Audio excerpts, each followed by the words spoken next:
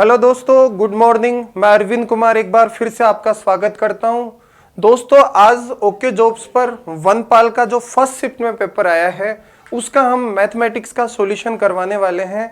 उसके बाद में जीके साइंस जो भी है सारी फैकल्टी हमारी एक साथ बैठी हुई है और सब क्रम कंटिन्यू आपको सारे वनपाल के पेपर का सॉल्यूशन देने वाले हैं, जिनमें फर्स्ट में मैं आपकी मैथमेटिक्स की सॉल्यूशन दे रहा हूं। मैथमेटिक्स में आपका पेपर बढ़िया आया है, एवरेज क्वेश्चन आया है, ज़्यादा टफ भी नहीं है, ज़्यादा भी इजी नहीं है, नॉर्मल पेपर है, अच्छा पेपर कह सकते हो आप इसको। क्वेश्चन नंबर 1 से देखिए। ए ने बी को 5,000 रुपये 2 वर्ष के लिए दिए और 3,000 रुपये सी को 4 साल के लिए दे दिए। तो बोल रहा है कि दर समान ब्याज की दर पर उधार दिया है तो 2200 ब्याज के रूप में मिला है, तो प्रति वर्ष ब्याज की दर क्या होगी। तो आप ये लगा लीजिए, वार्षिक दर बतानी होती है आपको एक वर्ष की, तो एक वर्ष पे आप क्वेश्चन को कैसे सेट करोगे। देखो, समझने की कोशिश तो करना आप। देखो, 5,000 रुपये 2 वर्ष के लिए दिए, तो अगर मुझे ये एक ही वर्ष के लिए देना होता तो 10,000 रुपये देने पड़ते ना। 5,000 इंटू 2 टाइम के लिए तो 5,000 रुपये बहुत है, लेकिन एक वर्ष के वार्षिक दर आपको मतलब एक वर्ष की दर पता करनी है, तो एक वर्ष के लिए तो आपको 10,000 रुपये देने पड़ते और 3,000 रुपये आपने 4 वर्ष के लिए दिए हैं, तो एक वर्ष के लिए तो आपको 12,000 रुपये देने पड़ते। तो 10,000 रुपये तो ये और 3 इंटू 4 करोगे 12,000 ये, तो टोटल आपको 22,000 रुपये देने पड़ते एक वर्ष के लिए। और जिससे ब्याज मिल रहा है 2200 रुपये, तो 22,000 पे 2200 ब्याज है, तो इसको परसेंटेज में बदलने के लिए 100 से गुणा कर दोगे तो 3 जीरो से 3 जीरो कट गई आपकी और 22 से 22 कट गया, तो इस क्वेश्चन में आपकी रेट ऑफ इंटरेस्ट हो जाएगी 10%। ये हमारा फर्स्ट क्वेश्चन जो पेपर का आया है वो हमने मैथ्स का सोल्व कर दिया है। दूसरा क्वेश्चन है, देखिए क्वेश्चन नंबर 2 है। आरेख में ओ वृत्त का केंद्र है और पी एस पर वृत्त की स्पर्श रेखा है और ओ एस क्यू बराबर 50 डिग्री है, तो एस पी आर ज्ञात कीजिए। तो बड़ा आसान क्वेश्चन है। हम जानते हैं कि किसी वृत्त पर कोई स्पर्श रेखा खींची जाती है और उस स्पर्श बिंदु को केंद्र से मिला दिया जाता है, तो यहां पे बना एंगल हमेशा 90 डिग्री का बनता है। ये एक प्रमेय है। ये प्रमेय अगर आप को पढ़ने हैं तो मैं कंटिन्यू बेसिक वीडियो डाल रहा हूं। कुछ ही समय में ज्योमेट्री की भी बेसिक वीडियो मिल जाएगी आपको, जिसपे मैं कंटिन्यू सारे थ्योरम सारे प्रमेय मैं आपको पढ़ाऊंगा और उस हिसाब से सारा ही पेपर सोल्व होता है। ये पेपर में तो हम खास क्वेश्चन पे थोड़ी सी चर्चा कर रहे हैं कि क्या है, नहीं तो इसका आंसर मैं थोड़ी देर में आपको बता दूंगा। इसमें 10 आपका आंसर आ जाएगा, पर सॉल्यूशन देख लीजिए थोड़ा मोटा मोटा कैसे सोल्व हुआ है। तो देखिए, ये आपका हमेशा 90 डिग्री का होता है। यहाँ पे इसने 50 डिग्री यहाँ पे दे दिया है, तो ध्यान रखना ये भी आर है और ये भी त्रिज्या आर है। जिस त्रिभुज की 2 भुजा बराबर होती है उससे बनने वाले दोनों एंगल भी बराबर होते हैं, तो ये दोनों 50-50 के हो गए। और त्रिभुज के तीनों एंगल 180 करने के लिए इस एंगल को आप 80 डिग्री लिखोगे, तो 50 + 50 + 80 180 हो गया। अब आपको पता है ये टोटल 90 डिग्री का है और ये कोण 80 डिग्री का है, तो त्रिभुज के तीनों कोणे ये 90 डिग्री का या 80 डिग्री का, तो ये 10 डिग्री का होगा, तभी तो आपके तीनों कोणों का योग 180 डिग्री होगा। तो आपका ये आंसर जो पूछा है कि एस पी आर बराबर कितने डिग्री का एंगल बनेगा, तो बेटा ये 10 डिग्री का आपका आंसर आ जाएगा। अगला क्वेश्चन करते हैं। देखो, अगला क्वेश्चन है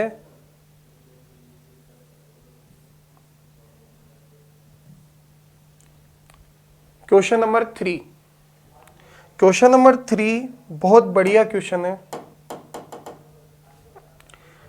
इसमें पूछा है कि पी क्यू आर की 2 माध्यिका पी एस और आर टी जी पर समकोण पर प्रतिच्छेदित करती है।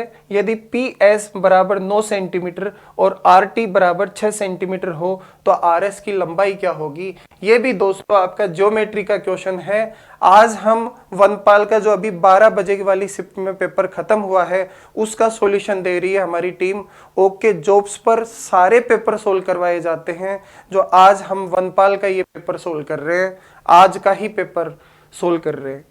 इसमें मैथमेटिक्स तो मैं सोल्व करवा रहा हूं, बाकी हमारी सारी टीम बैठी हुई है जो सारे क्वेश्चंस का आपको सॉल्यूशन देने वाली है और बिल्कुल सटीक सॉल्यूशन देने वाली है। कोई टेंशन लेने की जरूरत नहीं है। और देखिए इस क्वेश्चन में आपसे पूछा है कि पी क्यू और आर एक त्रिभुज है जिसकी दो माध्यिका पी एस, एक तो पी से एस, एक माध्यिका तो पी एस और एक माध्यिका आर टी, एक माध्यिका आर टी जी पर समकोण पर प्रतिच्छेदित करती है। मतलब 90 डिग्री 90 डिग्री 90 डिग्री 90 डिग्री के एंगल पे एक दूसरे को प्रतिच्छेदित करती है जी पॉइंट पर। तो क्वेश्चन में पूछा गया है कि अगर पी एस बराबर 9 और आर टी बराबर 6 है तो आर एस की लंबाई ज्ञात कीजिए। तो समझने वाली बात यह है कि पी एस बराबर इसने 9 दिया है और आपने पढ़ा होगा या फिर मेरी ही वीडियो में अब जल्दी अपलोड करूंगा ज्योमेट्री की कंप्लीट वीडियो, जिसमें आप पढ़ोगे कि कोई माध्यिका, सभी माध्यिकाएं जिस केंद्रक पे एक दूसरे को केंद्रक पे मिलती है, मतलब तीनों माध्यिका जिस बिंदु पे मिलती है उसे उस त्रिभुज का केंद्रक बोलते हैं। और केंद्रक इसको 2:1 के अनुपात में विभाजित करता है, 2:1 के रेशो में। तो अगर आप 9 को पी एस 9 को अगर 2:1 के रेशो में बांटोगे तो 6 यहां पे आएगा और 3 ये बचेगा। 2:1 के रेशो में टोटल 9 को मैंने बांट दिया। ऐसे ही आर टी बराबर इसमें दे रखा है, आर टी बराबर 6 है तो 6 को भी 2:1 के रेशो में बांटोगे तो 4 तो इधर और 2 इधर बचेगा। इसके बाद में इसने पूछा है कि बताओ आर एस की लंबाई क्या होगी। तो आर एस की लंबाई होगी दोस्तों, अगर ये 90 डिग्री का कोणा है, ध्यान से देख लीजिए चित्र को, वो बोल रहा है कि एक कोणा 90 डिग्री का है, थोड़ा सा हाँ देख लो, कोई बात नहीं, मैं मिटा देता हूं। ऐसे बोल रहा है कि एक कोणा 90 डिग्री का है और एक भुजा 3 है, एक भुजा 4 है, तो अगली भुजा क्या होगी। तो आप जानते होंगे पाइथागोरस प्रमेय से जोड़ा, 3 और 4 दो भुजाएं दे रखी है और कर्ण की लंबाई पूछ रहा है और ये समकोण है तो आपके 5 आ जाएगी। 3 4 5 का जोड़े आप याद करे होंगे या फिर पाइथागोरस प्रमेय लगाकर निकाल लोगे। तो इस क्वेश्चन में आपका आंसर आ जाएगा 5 सेंटीमीटर। हो गया क्वेश्चन सोल्व। अगला क्वेश्चन देखते हैं। अगला क्वेश्चन देखो, पढ़ो।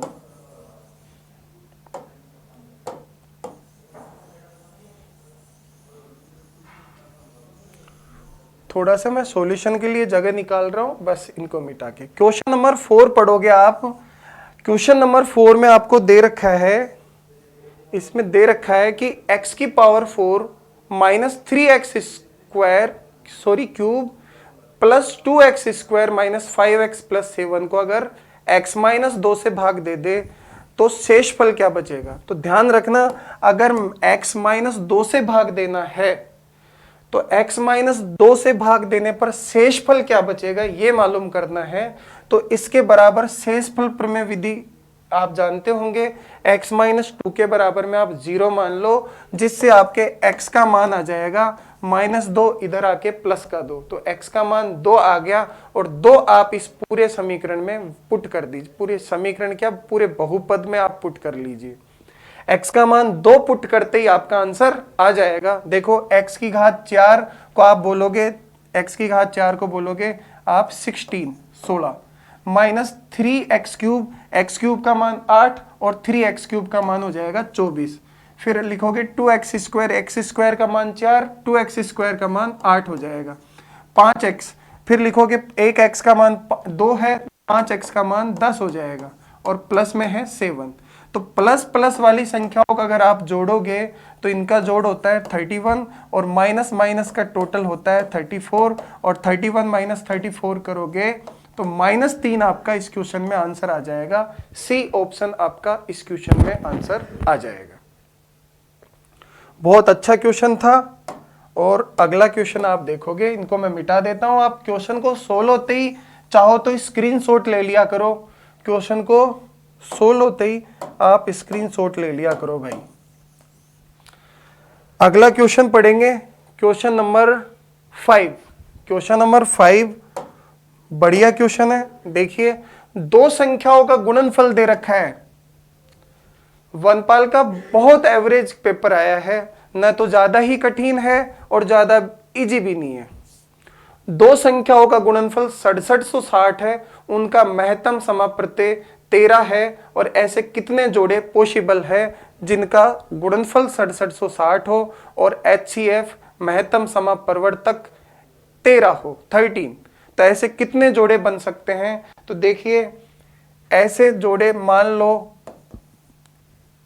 एक जोड़ा बना लेते हैं कि इन दोनों संख्याओं का अनुपात है x अनुपात y, तो इनका कॉमन मतलब हाईएस्ट कॉमन फैक्टर 13 है, तो 13x है और दूसरी संख्या 13y है और इनको गुणा करने पर आपका आता है 6760।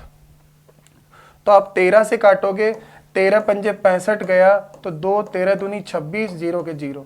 फिर 13 से काटोगे, 13 चौके 52, 0 के 0 और x इंटू वाई बराबर आपका आ रहा है 40। तो हमको ये जोड़े खत्म करने हैं कि ऐसे कितने पॉसिबल जोड़े हैं जिनका गुणा करने पर 40 आता है। तो ऐसे गिनती के जोड़े कितने निकल रहे हैं तो मैं बता देता हूं। एक तो जोड़ा है 1 इंटू 40 करने पर भी 40 आता है और एक जोड़ा है 5 इंटू 8 करने पर भी 40 आता है। इन दो जोड़ों के अलावा तीसरा कोई जोड़ा मेरे को नजर नहीं आ रहा। अगर आपको नजर आ रहा है तो बताओ क्या आंसर होना चाहिए। मेरे हिसाब से दो जोड़े आ रहे हैं, तो दो जोड़े आ रहे हैं x इंटू वाई 40 आना चाहिए। तो 40 कौन से दो संख्याओं को गुणा करने से 40 बन सकता है? तो एक तो बन सकता है 1 इंटू 40 बराबर 40 और एक बन सकता है 5 इंटू 8 बराबर 40। कई बच्चे ऐसे भी सोच लेते हैं कि सर 20 इंटू 2 बराबर भी बन रहा है। तो मेरे भाई ध्यान रखना, 20 इंटू 2 नहीं हो सकता क्योंकि 20 और 2 में 2 कॉमन आ रहा है। कॉमन नहीं होना चाहिए उस जोड़े में। जैसे 5 और 8 में दोनों सहभाज्य जोड़े होने चाहिए, दोनों जोड़े आपस में नहीं कटने चाहिए। 40 और 1 आपस में कटेंगे नहीं क्योंकि काटोगे तो ये 40 और 1 ही रहेंगे, ये भी आपस में नहीं कटेंगे। तो ऐसे दो ही जोड़े पॉसिबल है, तो दो ही जोड़े पॉसिबल है तो आपका आंसर हो जाएगा 2 इस क्वेश्चन में। देखो अगला क्वेश्चन उसने क्या पूछा है, उसने अगला क्वेश्चन क्या पूछा है, देखो पढ़ो। अगला क्वेश्चन है चीनी की कीमत में 20% की क्या कर दी गई है? चीनी की कीमत में 20% की वृद्धि कर दी गई है भाई। बहुत बढ़िया क्वेश्चन है। नंबर 6 पढ़ो आप। चीनी की कीमत में 20% की कमी करने पर एक गृहिणी को 240 रुपए में 6 किलो चीनी अधिक खरीदने में सक्षम बनती है। कमी एक गृहिणी को 240 किलो में 6 किलो अधिक खरीदने में सक्षम बनती है। तो चीनी की प्रति किलोग्राम मूल कीमत क्या है? मूल कीमत पूछ रहा है कि पहले की कीमत क्या है। मूल कीमत चीनी की प्रति किलोग्राम मूल कीमत क्या है? चीनी की कीमत में 20% की कमी एक गृहिणी को 240 रुपए में 6 किलोग्राम चीनी अधिक खरीदने में सक्षम बनाती है। तो चीनी की प्रति किलोग्राम मूल कीमत क्या है? देखें समझते हैं दोस्तों क्या कहना चाह रहा है क्वेश्चन। 20% अगर चीनी का रेट बढ़ जाएगा, अगर चीनी का रेट 20% बढ़ जाएगा तो 240 रुपए में 6 किलो चीनी ज्यादा आने लग जाएगी। तो आपका हिसाब यूं देखिए, अगर चीनी 100 की जगह 120 रेट में आने लग जाएगी, 100 की जगह 120 की रेट में आने लग जाएगी, तो ये तो है मूल्य। चीनी का मूल्य अगर 100 की जगह 120 हो जाएगा तो खपत चीनी का उपयोग 120 की जगह 100 करना पड़ेगा। उल्टा होता है खपत। अगर खर्चा 240 का ही करना है उस महिला को तो हमेशा भाव से खपत उल्टी रखनी पड़ेगी। जैसे भाव बढ़ता है तो चीनी कम खानी पड़ेगी, तब जाके खर्चा कंट्रोल होगा। इसमें 240 रुपए के बजट है इस महिला के पास। तो देखते हैं, गृहिणी के पास 240 का बजट है, तो उस हिसाब से क्वेश्चन सोल्व कर रहा हूं। खपत 120 की जगह 100 किलो ही करनी पड़ेगी, और थोड़ा सा अनुपात बनाने के लिए काट देता हूं, तो 6 की जगह 5 ही यूज करनी पड़ेगी। तो यहां पे कहा जा रहा है, अच्छा सॉरी, 20% की वृद्धि नहीं करनी, कमी करनी है, तो कमी कर देता हूं। 20% की कमी, 100 की जगह 80 चीनी का रेट हो गया है, तो इसका उपयोग 80 की जगह 100 करेंगे, वही बात है। और रेशो में आ जाएगा 4:5। और यहाँ पे 6 किलो चीनी अधिक खरीदने में सक्षम हो रही है, तो यहाँ पे 1 अधिक का मतलब है 6 किलो, तो 4 अधिक का मतलब हो जाएगा 24 केजी, और 5 का 1 का मतलब है 6 किलो, तो 5 का मतलब हो जाएगा 30 किलो। और बजट है उसके पास 240 रुपए का। तो 240 रुपए में पहले तो आती थी 24 किलो चीनी, तो 24 से काट दूंगा, तो 1 किलो चीनी का रेट था पहले 10 रुपए, और 240 रुपए में अब आती है 30 किलो, तो 30 किलो 1 किलो का भाव हो जाएगा 8 रुपए। 30 से काट दो 240 को, 1 किलो का भाव हो जाएगा 8 रुपए।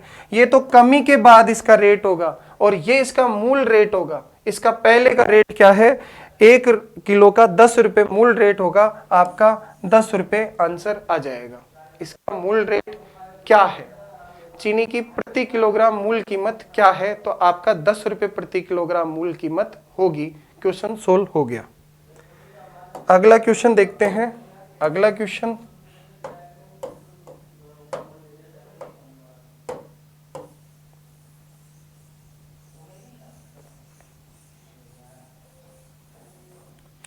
देखिए अगला क्वेश्चन है नंबर 7। 8 छात्रों की औसत आयु 11 वर्ष है। यदि 15 और 17 वर्ष की आयु के 2 विद्यार्थी और शामिल हो जाए, तो बताओ उनका एवरेज क्या होगा। तो 8 छात्रों की औसत आयु 11 के हिसाब से इनका टोटल हो रहा है 88 वर्ष उम्र, और इनमें 16 और 17 और 15 वर्ष की उम्र के 2 विद्यार्थी और जोड़ देंगे, तो ये टोटल 10 विद्यार्थी हो गए। इन 10 का आप एवरेज निकाल लो। तो 88 प्लस 15 और 17 करेंगे तो 120, और 120 में 10 विद्यार्थियों का भाग दे देंगे, तो 10 विद्यार्थियों का भाग दे देंगे, तो आपका नया एवरेज जो आएगा वो आएगा 12 वर्ष। तो नया एवरेज आपका आ गया 12 वर्ष। ऐड कर लो 88, और ये टोटल होते हैं 32, 88 और 32 होते हैं 120। तो 120 में 10 विद्यार्थी हो गए, 10 का भाग दे देंगे, तो सभी का एवरेज आ जाएगा 12 वर्ष। बड़ा सिंपल क्वेश्चन था ये। तो आगे देखते हैं दोस्तों, क्वेश्चन नंबर 8। बहुत अच्छा क्वेश्चन लग रहा है, थोड़ा सा टफ सा क्वेश्चन लग रहा है, बहुत अच्छा क्वेश्चन है। Question number 8।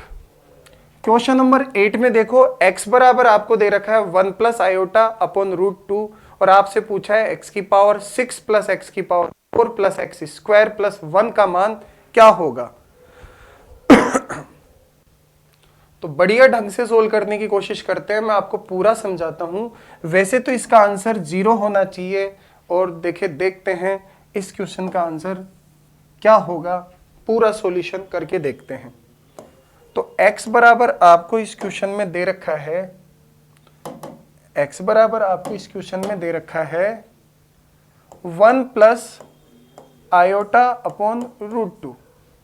तो पूरा सोल्व करवा देता हूं। √2 इस पक्ष से इस पक्ष में आएगा तो गुना हो जाएगा, और 1 इस पक्ष में प्लस हो रहा है तो इस पक्ष में आके माइनस हो जाएगा, और दोनों साइड का हम स्क्वायर कर देंगे। तो दोनों साइड का स्क्वायर करेंगे तो √2x माइनस 1 का होल स्क्वायर होता है 2x square minus 2√2x plus 1, a plus B, a minus B का होल स्क्वायर की तरह लगाना है, बराबर आयोटा का मान होता है √-1। आयोटा का मान ध्यान रखना √-1, और इसका स्क्वायर करोगे तो स्क्वायर से रूट हट जाएगा, और -1 इस पक्ष से इस पक्ष में आके +1 हो जाएगा, तो यहां बचेगा 0। और देखिए 2x² minus 2√2x plus 2 is equal to 0 होगा। अगर मैं सभी पदों में 2 कॉमन लेके काट दूंगा तो मेरा x² माइनस √2x प्लस 1 बराबर बचेगा 0। और अगर मैं सभी पदों में x का भाग दे देता हूं तो मेरा x माइनस √2 प्लस 1/x बराबर होगा 0। और ये -√2 उस पक्ष में जाकर हो जाएगा +√2। तो देखिए x प्लस 1/x वाली पोजीशन में मैं इसको बदल चुका हूं। और x प्लस 1/x वाली पोजीशन से अगर मेरे को स्क्वायर पे जाना है तो x n² माइनस 2 वाला मेथड मैंने पिछली वीडियो में मैंने वो अलजेब्रा की वीडियो डाली है, उस पे मैंने इसको सारा समझाने की कोशिश की है। तो यहाँ पे मेथड लगा लोगे तो इसका मान हो जाएगा √2, n का मान √2 का स्क्वायर 2 माइनस 2 करोगे तो आपका आंसर होएगा इसमें 0। फिर इसके बाद में अगर मैं इसको सोल्व करता हूं तो अगर x² इंटू ये सोल्व करता हूं, x² से अगर मैं सभी पदों को गुणा कर देता हूं, x² से दोनों साइड गुणा कर देता हूं तो मेरा x की पावर 4 प्लस 1 बराबर आएगा 0। और देखिए x की पावर 4 प्लस 1 बराबर 0 है तो ये x की पावर 4 प्लस 1 का मान तो 0 हो चुका है। और अब देखो अगर मैं सभी पदों को x² से और गुणा कर देता हूं तो मेरा x की पावर 6 प्लस x² बराबर भी बन जाता है 0। तो देखो इसका मान भी आपका 0 बन गया और 0 प्लस 0 करोगे तो आपका फाइनली आंसर भी 0 आएगा। तो इस क्वेश्चन नंबर 8 में आंसर 0 आएगा। थोड़ा सा लॉन्ग सॉल्यूशन है लेकिन 8 नंबर का क्वेश्चन दिया भी उसी पर्पज से है कि भाई बेसिक से ही क्वेश्चन सोल्व हो, ढंग से ही क्वेश्चन सोल्व हो, इसलिए आयोटा सब सजा के उसमें दिया हुआ है। ठीक है, अगला क्वेश्चन हम करते हैं। और अगर बेसिक आपको ठीक से समझ में आ जाएगा, मुझे तो देखते ही आंसर पता लग गया था क्योंकि मुझे बेसिक सारे पता है, तो बेसिक से मैंने थोड़ी सी देर में उनको सोल्व कर लिया था। बेसिक से भी दिमाग में क्वेश्चन सोल्व हो सकता है, देखो प्रैक्टिस के ऊपर है। बेसिक से मैंने उसको सोल्व कर दिया है, उसका आंसर 0 है। और क्वेश्चन नंबर अब पढ़ते हैं हम 9। क्वेश्चन नंबर 9 में बोला है कि x/21 इंटू x/189 बराबर अगर 1 आता है तो बताओ x की जगह पे क्या आना चाहिए। यहाँ पे x की जगह पे स्टार है तो पूछ रहा है स्टार की जगह पे क्या आना चाहिए। तो देखिए 21 और 189 को अगर आप मल्टीप्लाई करते हो, या फिर आप इनको ज़्यादा सीरियस मत हो, इनको आप ऐसे भी सोच सकते हो x इंटू एक्स तो x² हो गया और ये इधर भाग है तो ये इधर की साइड में जाके गुणा हो जाएंगे, तो आप इनको गुणा में लिखोगे तो ये तो 21 लिखोगे और इसको 189 को आप 21 इंटू 3 भी लिख सकते हो क्योंकि 21 थी 63 और 63 इंटू 3 करोगे तो 189 हो जाएगा। और स्क्वायर से आप रूट लगा दोगे तो x बराबर आपका आंसर आ जाएगा, एक जोड़ा बन जाता है तो आपका वर्गमूल हो गया। 21 इंटू 21 का वर्गमूल होता है 21 और 3 इंटू 3 का वर्गमूल होता है 3। तो इस क्वेश्चन में आपका आंसर आएगा 63। बहुत अच्छा क्वेश्चन था। इस क्वेश्चन में आपका सी ऑप्शन आंसर आएगा 63। और अगला क्वेश्चन देखते हैं नंबर 10।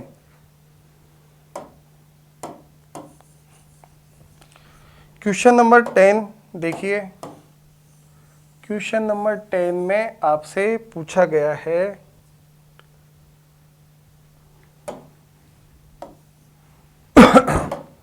यदि हम किसी भिन्न को स्वयं से गुणा करें और गुणनफल को उसके व्युत्क्रम के वर्ग से भाग दे तो प्राप्त भिन्न 18 सही 26/27 है, तो मूल भिन्न क्या है।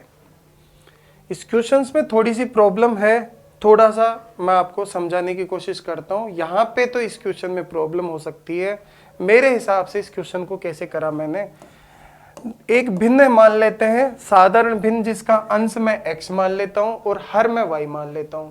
तो हम किसी भिन्न को स्वयं से गुणा करें तो कोई भी भिन्न है जिसको मैं स्वयं से ही गुणा कर दूंगा, यानी कि x/y एक भिन्न है, उसको खुद से ही गुणा करूंगा तो x/y इंटू x/y हो जाएगा।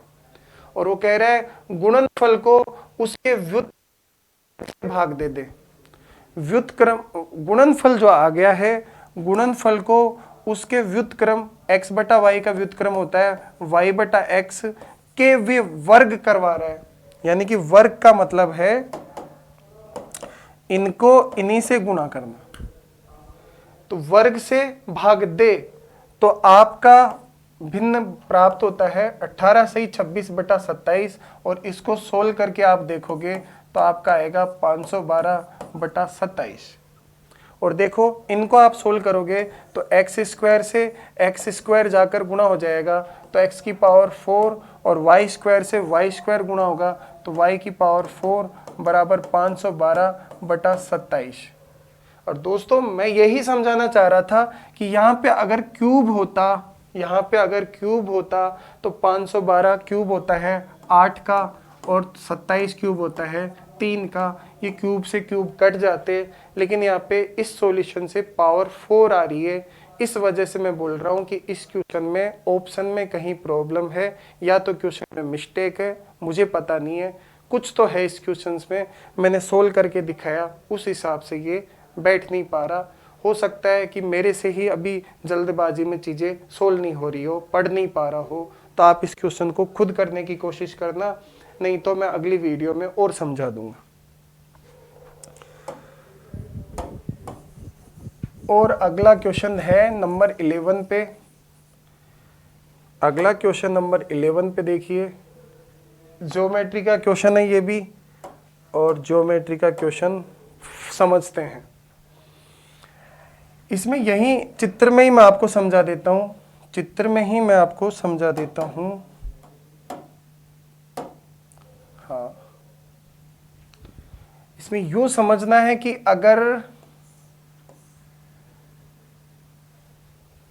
इस AB के समांतर ही मैं FE है और CD भी समांतर है, तो इसको समांतर लाइन को मैं और आगे तक बढ़ा दूं तो आपने पढ़ा होगा संगत कोण कोरस्पॉन्डिंग एंगल बराबर होते हैं, तो ये 70 डिग्री होगा। ये तो आप अच्छे से जानते होंगे। उसके बाद में ये व्युत्क्रम वाला एंगल, ये एंगल Z वाली पोजीशन पे जो होता है व्युत्क्रम, सॉरी ये एकांतर कोण, एकांतर कोण को अल्टरनेट एंगल बोलते हैं, ये भी समान होते हैं, तो ये 70 होगा। तो ये कंप्लीट ये वाला एंगल भी 70 डिग्री होगा। अब हम समझने की ये कोशिश कर रहे हैं कि ये 70 डिग्री होगा, और आपसे क्या पूछा गया है इसमें, x का मान क्या होगा। आपसे पूछा क्या गया है इसमें, x का मान ज्ञात कीजिए। तो हम कोशिश करते हैं, x का मान CD, EF और AB समांतर दे रखा है, x का मान ज्ञात करने के लिए बोल रहा है। तो अब ये समझते हैं कि आपको ये 70 है, ये भी 70 है, ये तो हमने कर दिया। इसके बाद में हम पता कर लेते हैं, ये वाला एंगल दे रखा है 140 डिग्री, वो 2y दे रखा है, और y का मान क्या होगा देखिए, देखते हैं एक बार, सोल्व करते हैं। मैं थोड़ा सा मेरी तरफ से जो लाइनें खींची है मैं वापस मिटा देता हूँ और समझने की कोशिश करते हैं। बिल्कुल देखो, अगर मैं इस लाइन को समांतर और आगे बढ़ा देता हूँ तो ये 70 डिग्री होगा, और सीधी लाइन 180 डिग्री का कोण बनाती है, तो ये 70 इधर हो जाएगा, तो 110 डिग्री यहाँ भीतर बनेगा। और ये भी सीधी लाइन 180 डिग्री का कोण बनाती है, जिसमें से 140 डिग्री इधर हो गया, तो अंदर की तरफ 40 डिग्री का बनेगा। और आप जानते हो त्रिभुज के तीनों, ये त्रिभुज बन गया है, और त्रिभुज के तीनों कोणों का योग 180 होता है, तो 110 और 40 150, और ये होगा आपका 30 डिग्री का y का मान। और y का मान 30 डिग्री का होगा तो 2y का मान 60 डिग्री का हो जाएगा। और देखो ये 70 डिग्री का होगा, तो ये आप जानते होंगे ये वाले एंगल ये एक दूसरे के बराबर होते हैं। इनका नाम है एकांतर कोण। इस एंगल के समांतर समान होता है ये वाला एंगल भी, तो ये 70 डिग्री का होगा, तो ये भी 70 डिग्री का होगा। इनको अल्टरनेट एंगल बोलते हैं इंग्लिश मीडियम में। तो ये 70 होगा, तो ये कंप्लीट 70 करने के लिए मैं यहाँ पे 40 कर दूंगा, और देखिए ये 40 हो जाएगा और ये 60 हो जाएगा, 100 और ये 140 हो जाएगा, तो 240। चतुर्भुज के 3 एंगल 240 डिग्री के हो गए, जबकि चारों एंगल 360 के होते हैं। तो बताओ चौथा एंगल 120 डिग्री का होना चाहिए कि नहीं होना चाहिए। तो आपके x का मान आ गया है 120 डिग्री, और 120 डिग्री आपके इस क्वेश्चन का आंसर है डी ऑप्शन। वैसे ही दोस्तों अगला क्वेश्चन हम पढ़ते हैं। अच्छा क्वेश्चन था, और अगला क्वेश्चन हम पढ़ते हैं क्वेश्चन नंबर 12। ये भी मैथमेटिक्स का ही क्वेश्चन है, नंबर 12। क्वेश्चन नंबर 12 बहुत अच्छा क्वेश्चन है।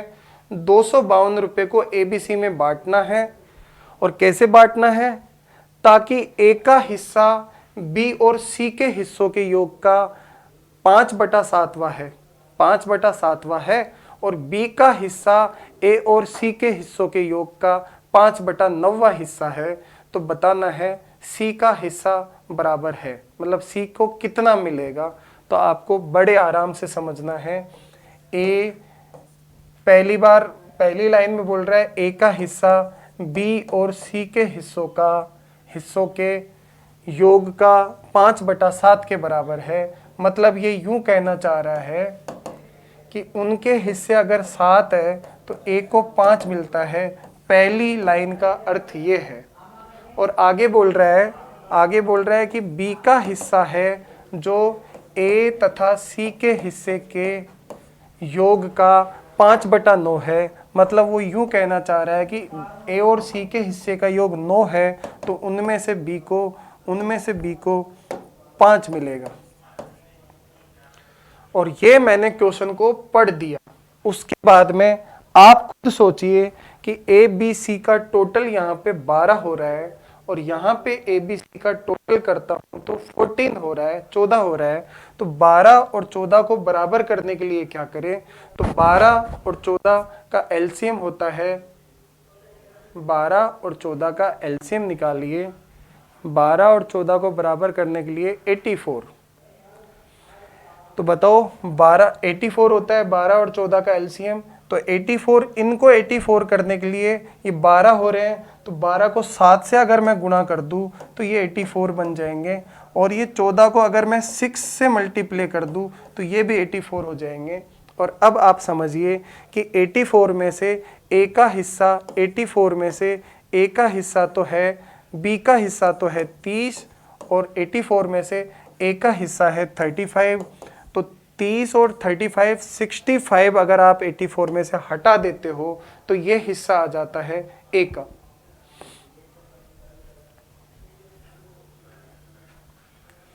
तो A का हिस्सा आपका होगा, C का हिस्सा तो आपको पता लग ही गया, सॉरी C का हिस्सा, A का हिस्सा तो आपका 35 है, A का हिस्सा तो 35 है, B का हिस्सा है आपका 30, और ABC के हिस्से आपके यहाँ पे आपने मान ही लिए 84। तो A का हिस्सा तो आपका 35 है, और B का हिस्सा आपका 30 है।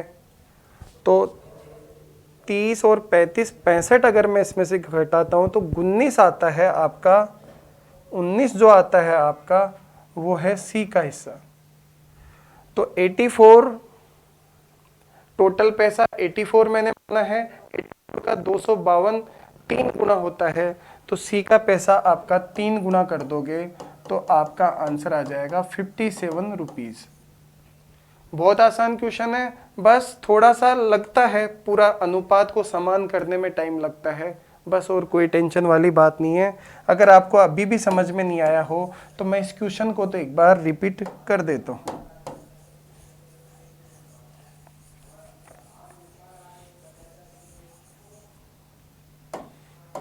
देखिए क्वेश्चन क्या कहना चाह रहा है, समझिए, यहां पे मैं समझाता हूं अच्छे से।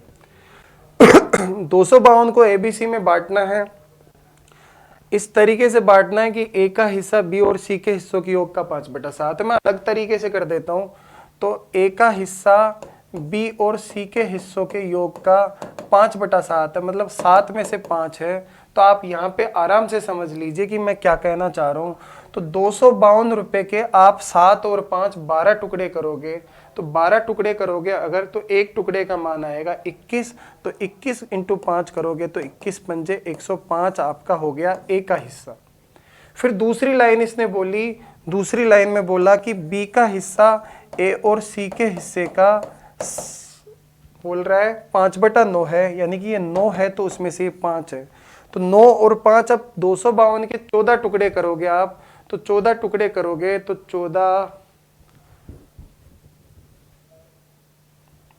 14 से टुकड़े करोगे तो एक टुकड़े का मान आएगा 18। एक टुकड़े का मान 18 आएगा तो 5 टुकड़ों का मान हो जाएगा 18 पंजे 90 रुपए। तो बेटा 90 रुपए हो गया बी का पैसा और 105 रुपए हो गया ए का पैसा। तो 105 और 90 195 आपके ए और बी के हो गए। तो 195 आप पूरे ए और बी का पैसा हटा दो। अब बच रहा है 57। ये किसका पैसा बच रहा है? ये सी का ही तो पैसा बच रहा है, तो सी का पैसा आपका आ जाएगा 57। बहुत आसान क्वेश्चन है, नॉर्मल है, टेंशन में आने की जरूरत नहीं है।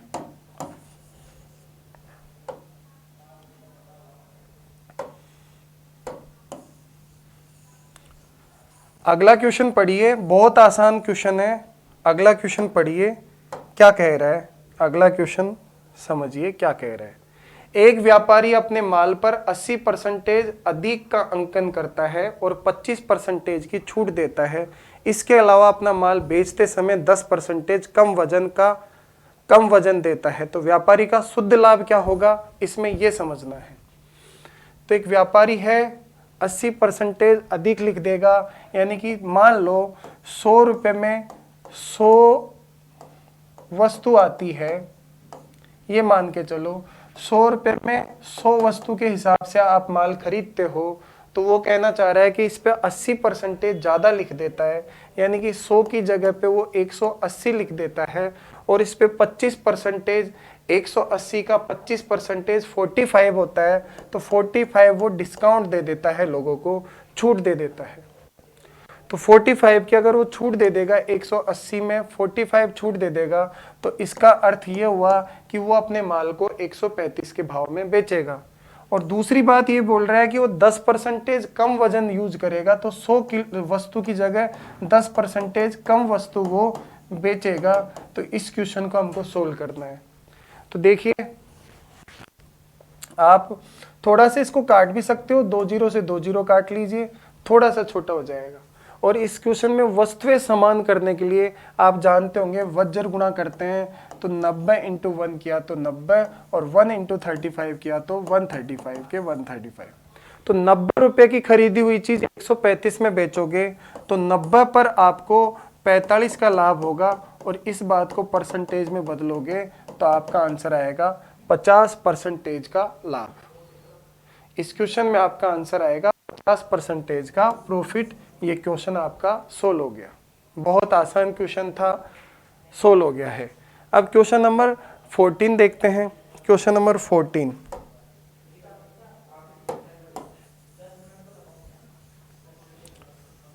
क्वेश्चन नंबर 14 देखते हैं।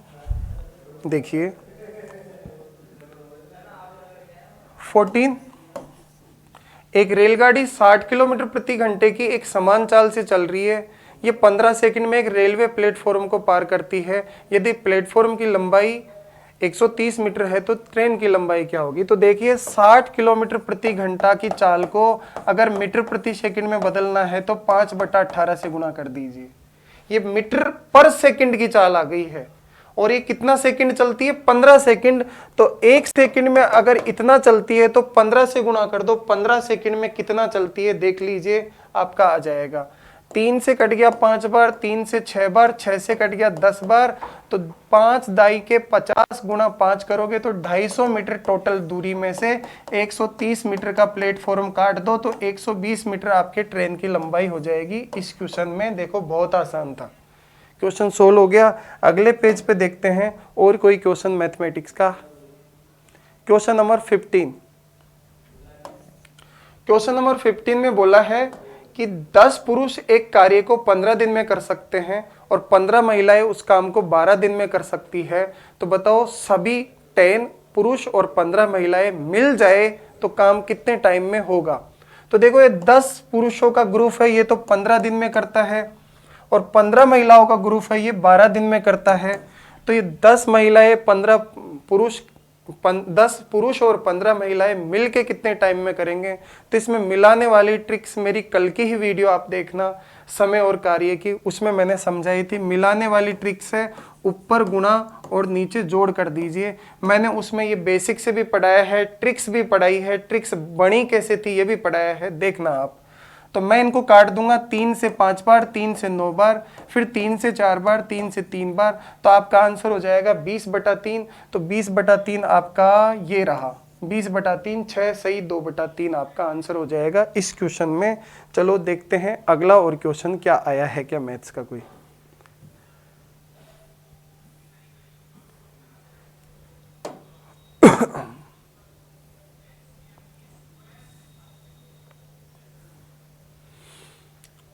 इक्कीस, 22, 23, 24, 25, 26, 27 मैथ्स का शुरू में ही हो गया शायद। 28, 29, 30, 31, 32, 33 ये जीके के क्वेश्चन है। अभी हमारी टॉप फैकल्टी जो भी है जीके की सर आने वाले हैं और वो आपको फिर जीके पढ़ाएंगे। 34, 35, 36, 37, 38 इस पे भी मैथ्स का एक भी क्वेश्चन नहीं है। अगला पेज ले लेते हैं, इस पे भी आपका मैथ्स का कोई क्वेश्चन नहीं है। और अगला पेज पे शायद एक क्वेश्चन बच रहा होगा, इस पे भी मैथ्स का आपका एक भी क्वेश्चन नहीं है। और अगले पेज पे इस पे भी मैथ्स का आपका एक भी क्वेश्चन नहीं है। और अगला पेज, इस पे भी आपका मैथ्स का एक भी क्वेश्चन नहीं है। और अगला पेज, इसमें भी मैथ्स का एक भी क्वेश्चन नहीं है। और अगला पेज, इस पे भी मैथ्स का एक भी क्वेश्चन नहीं है। और अगला पेज, इस पे भी मैथ्स का कोई क्वेश्चन नहीं है। और लास्ट पेज पे देख लेते हैं, इस पे भी मैथ्स का कोई क्वेश्चन नहीं है। तो थैंक यू, आज इतना ही पढ़ेंगे। धन्यवाद।